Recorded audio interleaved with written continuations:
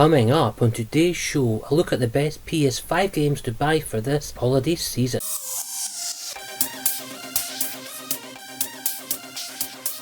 Hello YouTube, it's PS3 Gaming Scotland here and welcome back to another video. Hope you guys are well and gaming lots. On today's video I thought I'd do my yearly video of my PS5 buyer's guide. So in today's video I'll be talking about PS5 games that I've released this year that I've personally recommended you buy, and also friends have chipped in and gave me their suggestions as well. Before we get into the video, as always, please remember to like, comment and subscribe, and let me know what games you've played this year that you would recommend to a first time PlayStation fan. Let's jump into today's video. Now, as I said, this is my yearly series PS4/PS5 buyer's guide. I would say this year, being 2022, has been a really great year for PS5 and not so good for PS4. A couple of games on this list have came out on PS4 and 5, but since there's new games for the PS5 this year in 2022, I thought I'd just go all in and talk about the PS5. So first up then, we've got a lot of people's potential game of the year. It's got a nomination, it's got quite a lot of nominations at the Game Award coming up on 7th of December 2022, and that is God of War Ragnarok. Personally, I've not played this game, but a lot of people online and a lot of friends have said that this one is their own personal favourite for Game of the Year. Apparently it's a great sequel and it follows Norse mythology and a lot more bigger and better, a lot of new things added in, a lot more boss fights, and it's definitely one I'll be hopefully picking up this year and playing before the end of the year's out. So that's God of War Ragnarok. So next up we've got Horizon Forbidden West. Now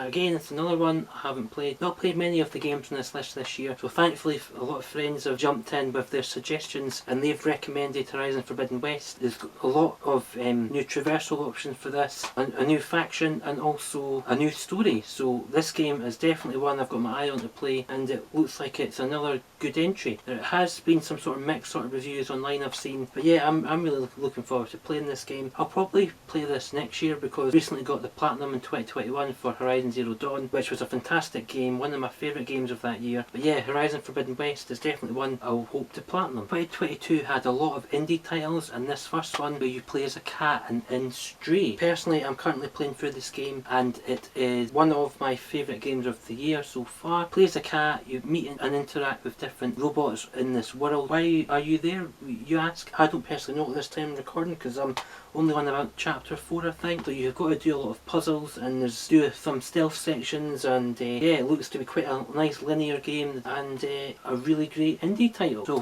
when I first played this first game in this series, it was really underrated, one of my unsung heroes, one of my favourite games of that year. So the sequel then I've heard even better things about, with a great story, and that's A Plague Tale Requiem. So I'm not going to spoil the first game, but it seems to be a continuation with a new story, new environment. Graphically it looks quite good. Also, on what I've heard, it's got 30 FPS, which obviously is not ideal, but yeah, it's definitely one that friends have recommended to me, and that's Plague Tale Requiem. I really can't wait to play this game because of its story. From what I've heard, it seems to be really up there for one of the better games of 2022. Talking of indie titles, another great indie title from 2022, and that's Sifu. Martial arts, kung fu, fighting game, right up my street. As soon as I seen this game I was totally sold, and it does look really fantastic. What makes this game special is every time you die you age, you get older, and there's a couple of trophies in there where you've got to finish the game without going past age 25, so that gives you maybe 2 or 3 deaths I want to say. They have added an easier mode I believe, so correct me if I'm wrong in the comments about that. But so yeah, this is the edition, the Vengeance edition. Comes with an art book and a couple of linographs or postcards, and it's got a digital soundtrack and steelbook as well. Be including all the prices at the end of the video. I just forgot to mention them as I'm talking about each game, but prices will be at the end of the video just in case you're curious. So that's Sifu, really fantastic game from what I've heard, and one I cannot wait to play. So this rebooted Call of Duty game released in 2022. The original Modern Warfare 2 on the PS3 was one of my favourite games of the series, and the rebooted game is, I would say,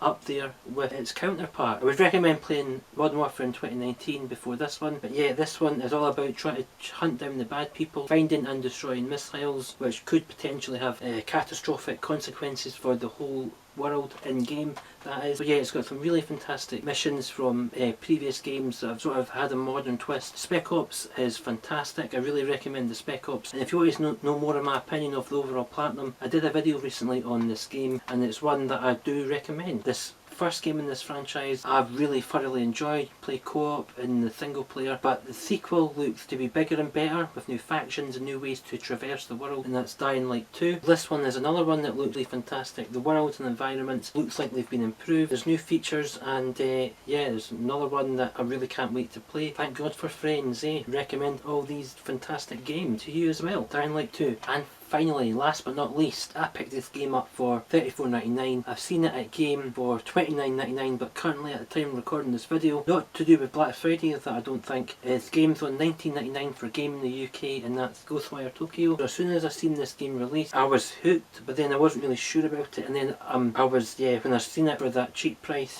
I picked it up. Well, it's set in Tokyo, it's got horror sort of element, enemies you face in Tokyo. It looks to be really sort of vibrant and colourful with a really good story from what I've heard. So Ghostwire Tokyo is another game that friends have recommended, so I'm recommending to you on their behalf. So Ghostwire Tokyo. So as I said, there will be prices. Obviously with God of War Ragnarok just released, so it's between $61.95 at the time of recording, $69.99. Now this game might reduce in price, it probably will do in a few months time, but that's the current price at the time of recording.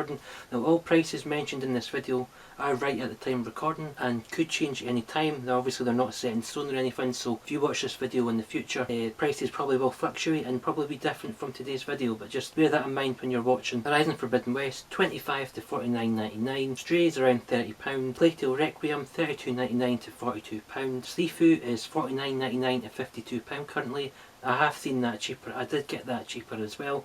Got it for around $30 when I bought it. Call of Duty Modern Warfare 2 in 2022, $56.99 to $64.99. That's still quite pricey in my opinion. Dying Light 2, $27.99 to $29.99, and Ghostwire Tokyo is around £20 to £35 at the time of recording. So yeah, that has been my PS5 buyer's guide. Let me know what games you've been playing and what games you would recommend. But that's the end of today's video. As always, thank you very much for watching. I've been PS3 Gaming Scotland, and I'll see you on another video. Thanks very much indeed guys, bye bye.